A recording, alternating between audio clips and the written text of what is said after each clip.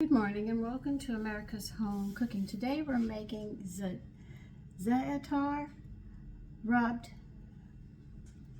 butterflied chicken. I'm going to show you how to butterfly. I haven't done this in years. I might mess it up.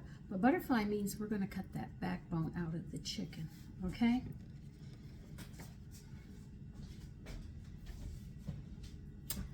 I gotta get my scissors and pray they don't break.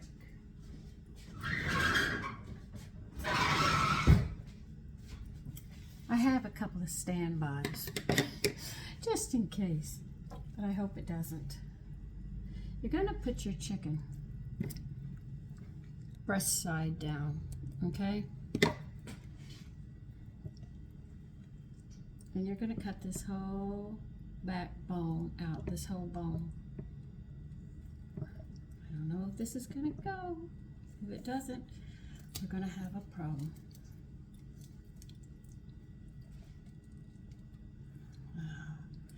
Come on, scissors, don't fail me now. Yeah, they're going to fail me. Okay, let's go this way.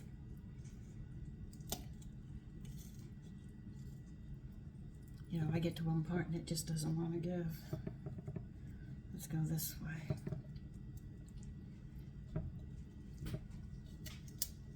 Ugh.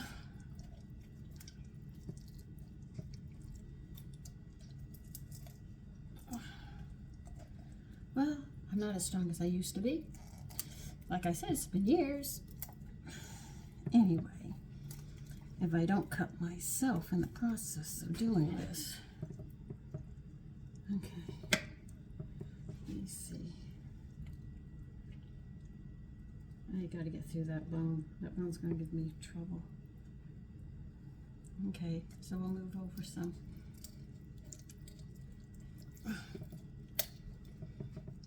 That's either my scissors or the backbone. That's how I look at it. Okay. If I haven't cut it all the way, I'll come back a second time.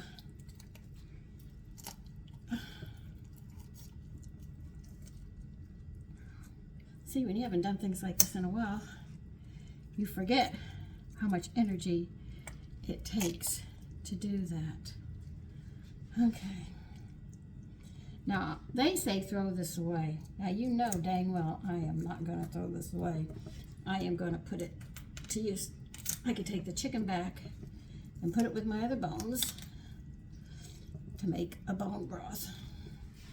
Or if you wish, you could cook it and make, if you have other chicken parts, and make a stock with vegetables.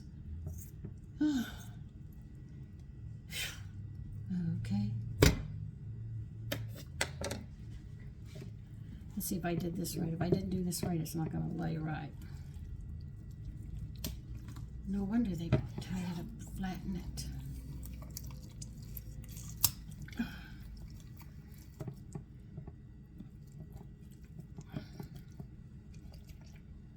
I want you to tuck the wings under, just like that. Looks like a girl who's got some big thighs. You're going to need a 12-inch skillet, okay?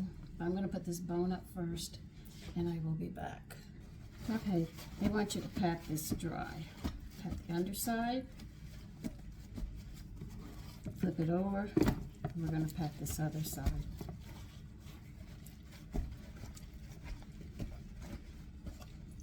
All right, now what you got to do is pound this breast down.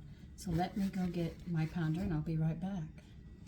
Okay, you're gonna put saran wrap over this because you don't want it to splatter everywhere, all right? While we try to pound this chicken breast down. These are pounders. This is a small one. It's one solid piece.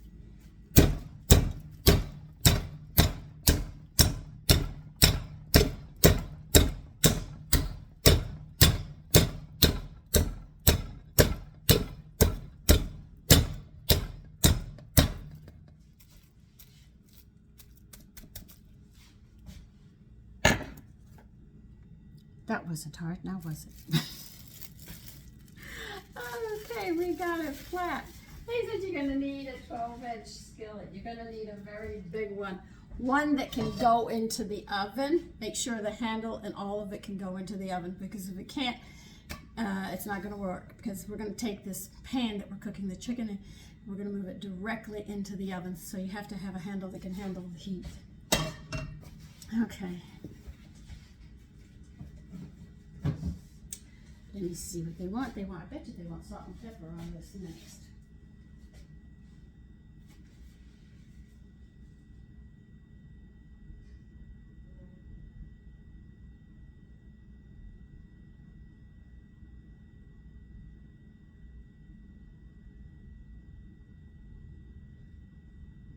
All right, well, we patted the chicken dry. Now we have to season it with salt and pepper. Okay, now I'm going to tell you what they told me. They said you get better if you're a foot above the meat, at least a foot, 12 inches, before you put salt on it or anything. They say go high, you get a better spread. So that's what we're going to do. They want us high, so we'll go high. Now it can sit like this. We're going to let it sit. I still have salt in here.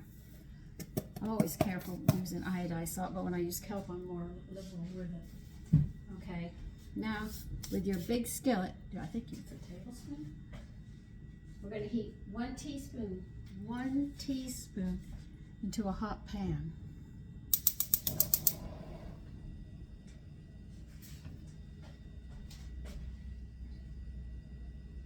It's going to be over medium-high heat, and you're going to put 1 teaspoon.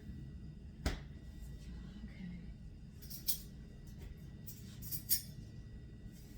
Where did I put my oil? Oh.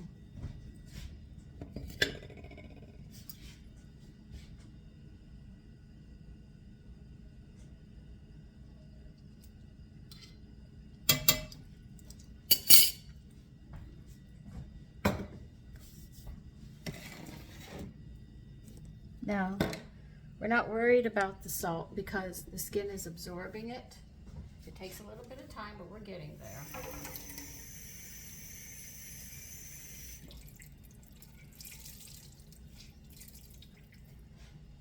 Let me clean up underneath you. That was hard to get through. Oh, this one goes over here.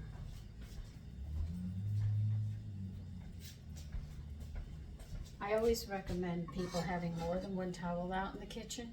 Believe you me, you're going to need it. I cook here when I'm doing the mixer and stuff. I have a towel over there, then I have a towel, then I have a towel dry. I got towels in the kitchen so I don't have to run back and forth. And you're probably saying, you're always running back and forth. Yes, I know, I have a large kitchen with no cooking area. And if you think that's fun, it's not. And I hear so many of you complain, get everything, get it prepped up already. I have this small little area that you see. If I have my way, if I ever get the money, I'm going to put an island here where the table is. I'm going to have put counters where this fireplace is. Believe you me, I'm going to make room, lots of it. And I might put a freezer right underneath the window right over there. I can always open it. We've always had a freezer right underneath the window, and I always put fresh fruit, mixed nuts and stuff where I make extra pies during the holidays. I used to set them on top of my freezer. Now, you have to, and I'm going to tell you right now, you're going to have to put skin side down first. Okay? It's not hot yet. Because we're going to sear that skin, and that's how it's going to cook on that side really nice. How long is it going to cook? We'll find out.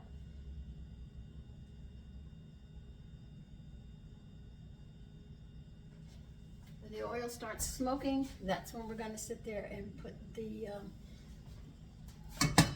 chicken in. I'm just going to make sure the whole pan's coated because there's so little in it. that starts smoking, and you know I don't like going to that point, but okay, it's smoking. Skin side down.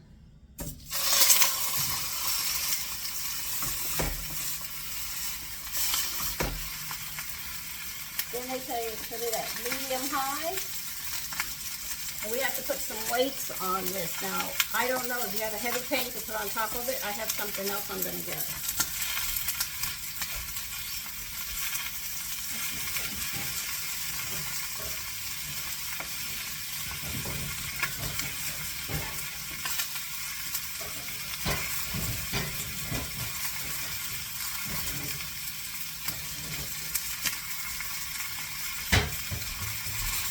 These are cast iron weights. I have a smaller one and a large one. These are a very good investment to get into if you can find them again. These are over 20 years old when my husband bought. God, he bought them when I was, no, more than 20 years. These were some of the first equipment he got me. So we're talking about 50 years. Long time.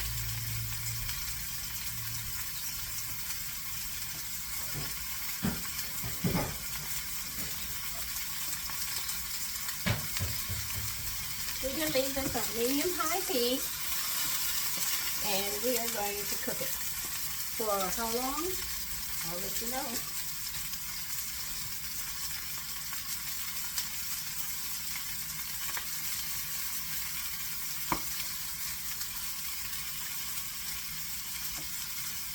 It's at about 25 minutes over medium-high heat.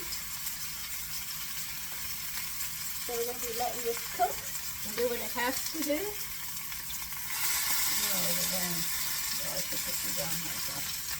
So we're going to let it just do what it has to do. I'm going to clean up my mess is what I'm going to do. And I'll see you when we get to the next step. Okay, it's time to make a mixture. Use 2 tablespoons of this mixture, Za'atar, I cannot pronounce it, okay? I'm going to be honest, I can't pronounce it. They want 2 tablespoons in a small bowl. I'll show you. That's 2 tablespoons. And how much oil do they want? 2 tablespoons of olive oil. And they want you to mix this up. Turn your oven on to 450 and move your shelf to the lowest level in the oven.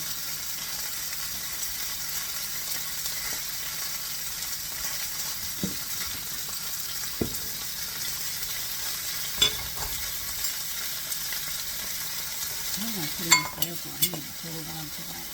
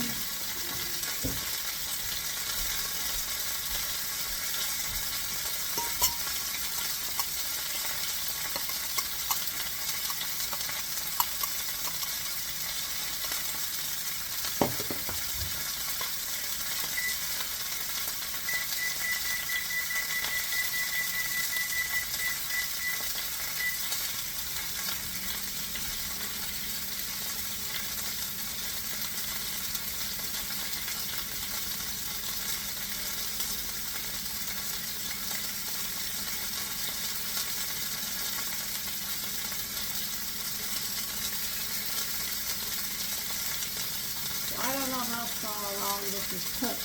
I might have burnt it, I don't know.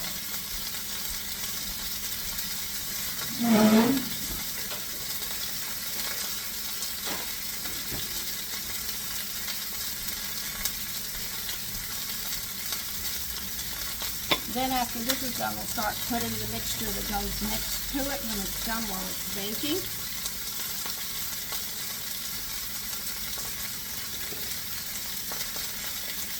so we still have some time. Still waiting. Okay, we're getting ready to take it off the burner.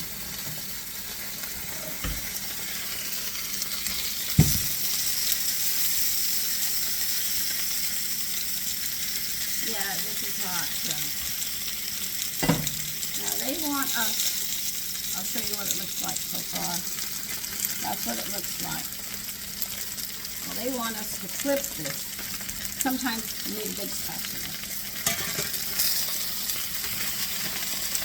And they said to be careful doing this. I can see why.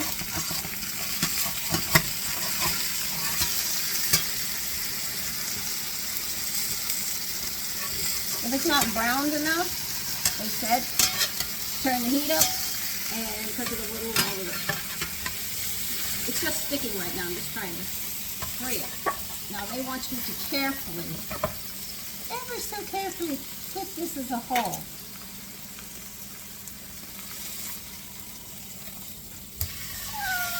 Okay. Well, that's not bad. That's all I can say. That's not too bad. Okay. Now they want you to brush this mixture that we just put together all over this side of the chicken.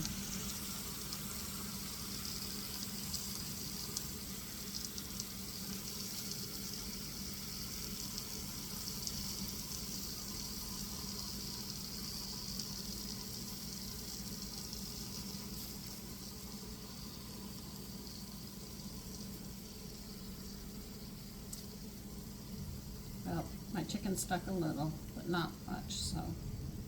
But this is what you're doing with this chicken.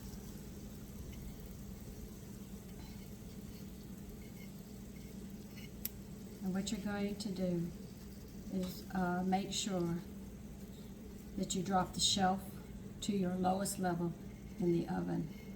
I'm just waiting for it to get to 450.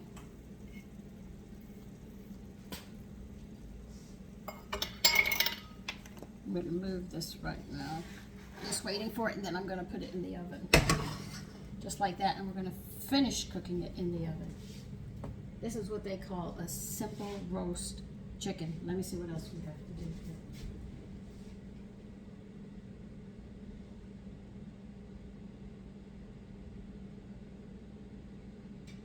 here. Okay, you're going to cook this in this pan in the oven until the breast registers 160 degrees and the thighs register 175 degrees. So you're going to be checking it in 2 points, the breast and the thighs. Those are the thickest parts because you took the spine out. You could lay all that down flat so you got a better cooking and it cooks more together. We're just waiting for it to get up to 450 and I will be sticking it in there and we'll be roasting it and then we'll make the sauce that goes with it. I just have to wait. As soon as I get it into the oven, then we'll start putting the sauce together. Okay, they talk about a preserved lemon. I don't have those, so I'm going to have to change the recipe. But it does show me in the cookbook how to preserve lemons, so I will be making them, and I'll show you how they wish them done. But they want actually one, let me see, how am I going to do this? They want 1/4 of a lemon. They want you to cut it like this. Okay. About 1 inch to the end. And then like this. About 1 inch from the end. This is basically, I just want to make sure I get the right amount. How much of this lemon do you want? 1/4 of a preserved lemon. Well, I don't have a preserved lemon. But we will, so I know exactly what they want. They want this peeling.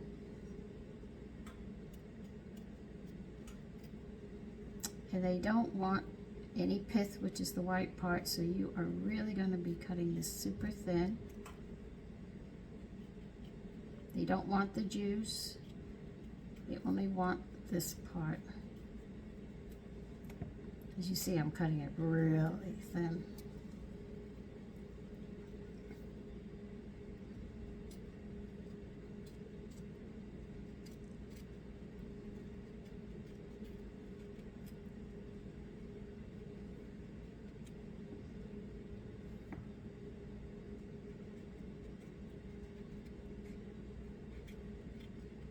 because these would be soaking in lemon juice and salt. But I didn't have the ratio for it. I didn't know where to go to get it. So, and it didn't have it in the store. So I said, okay, well, I'll change it for now, but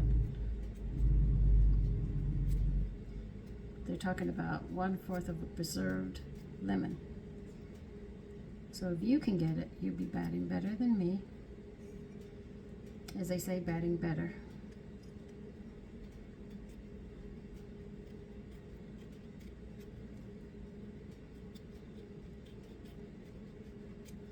I remember my husband taking me to a Lebanese restaurant. I love their food. I ate a ton of it. And we sat in the window. We actually they had a table and 2 chairs in the window. And it was in the afternoon. A beautiful day. All right, see, I stripped it. Now they want you to mince this up.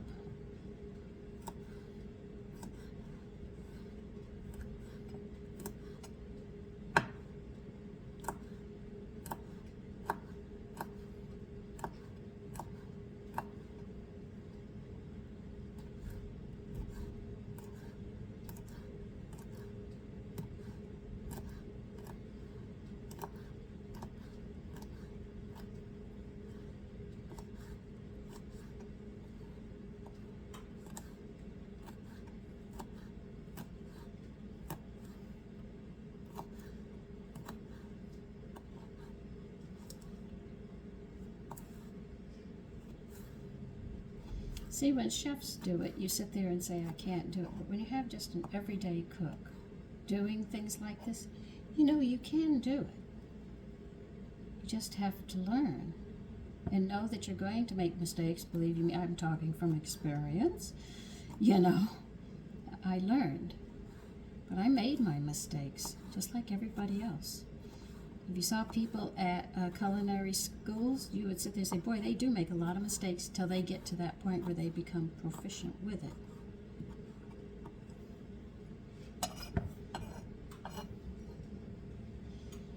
Okay, now you want it minced finer than this, so I have to go get my knife to do that. This one won't do it, just slices.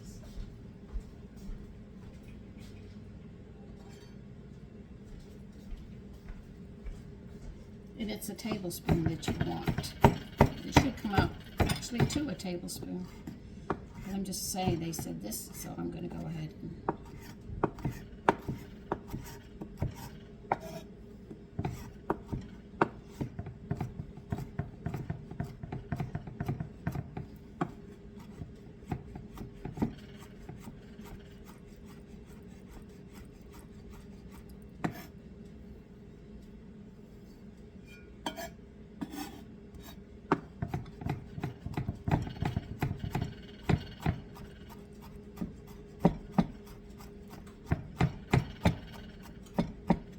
so the only thing is that I don't have these preserved, but I've got everything else. It does add up just about to a tablespoon, as they said.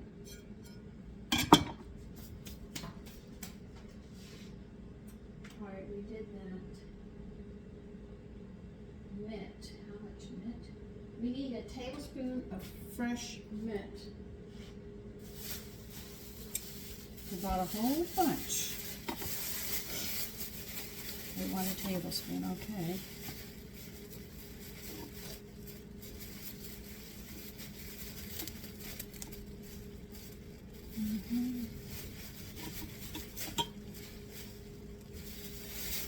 Let's see how that works. Well, you're going to have to rinse them first.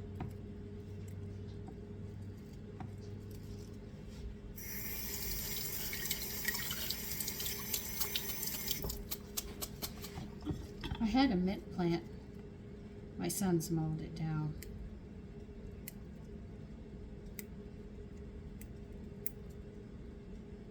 He said, I didn't know. I said, you didn't know? I showed you where it was.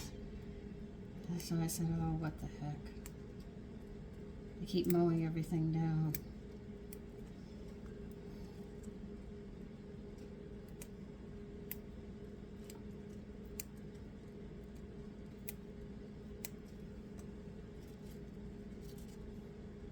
planted flowers. They moved the barrier that I had there. They thought they were weeds. Mowed them down. I lost those. Oh well.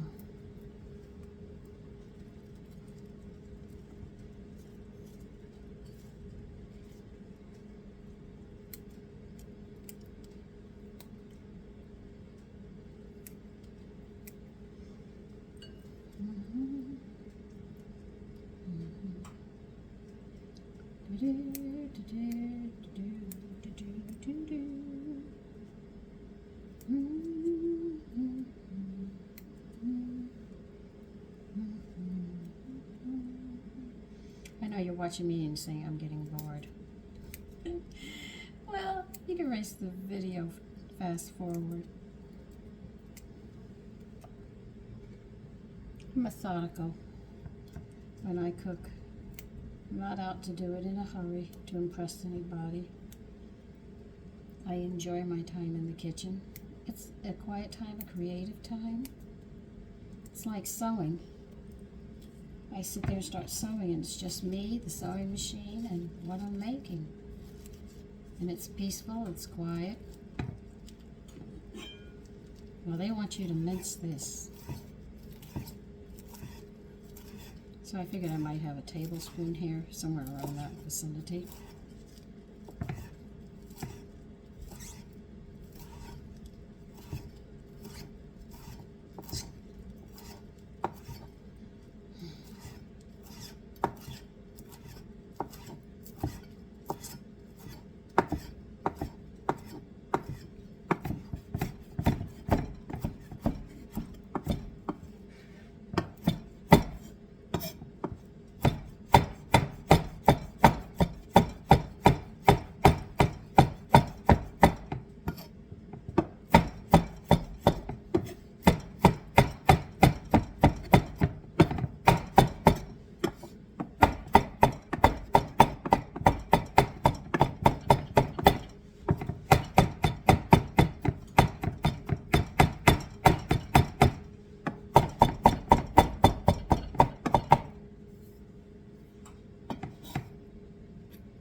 That's a little more than a tablespoon. Just letting you know.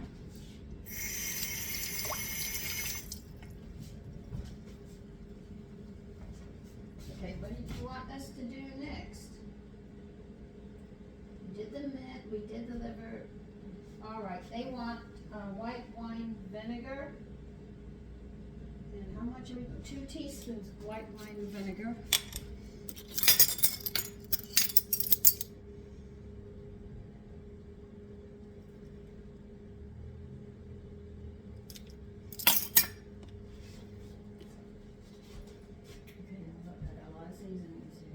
An 1/8 of a teaspoon of salt.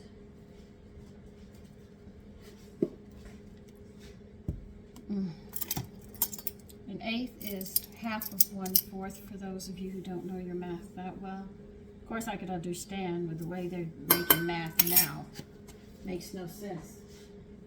My son went to explain it to me, and an 1/8 of a teaspoon of pepper, and I sat there and said, you know something?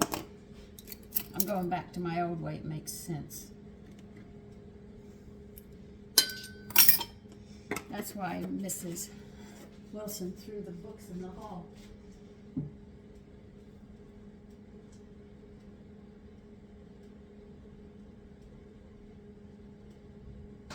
We have to add,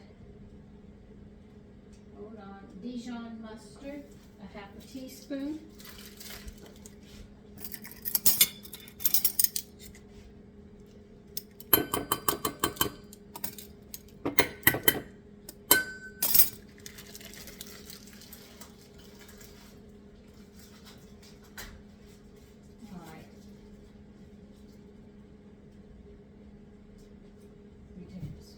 Okay, you want the fork again? Yes, they do.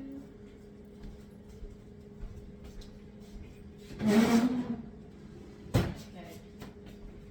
Where did I put? Oh, here it is, right under my nose.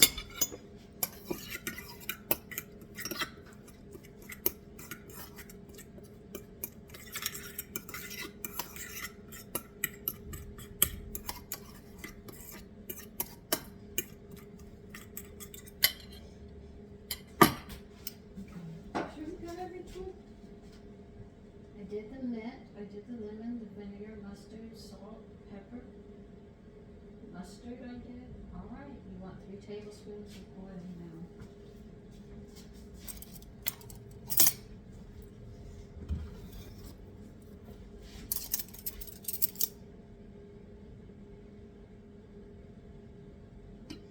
We want you to add one at a time and mix it up thoroughly. Make sure you incorporate the mustard and the flavors start to mingle. That's why you added the vinegar first.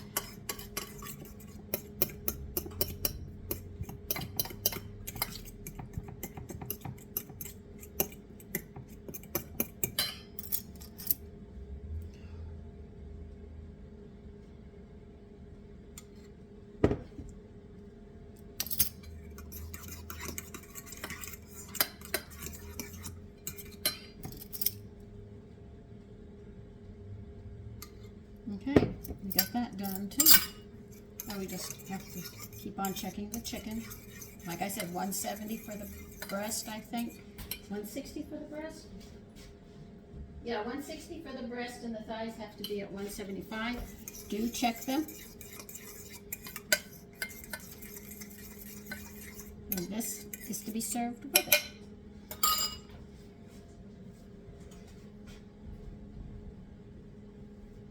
So this is the dressing that you put over the chicken when you serve it. Okay? So we're waiting for the chicken now. Okay, this pot is hot. You're not going to get me to pick it up. I almost burnt my fingers. So there it is, right there. That is the dish. Just another way of doing a roast chicken. Mine's, I left for a minute or two. When it hits 150, start checking it every 2-3 minutes because mine overshot by a few points of cooking. But anyway, that's it. I want you to have a great day, okay? And take care. Bye-bye.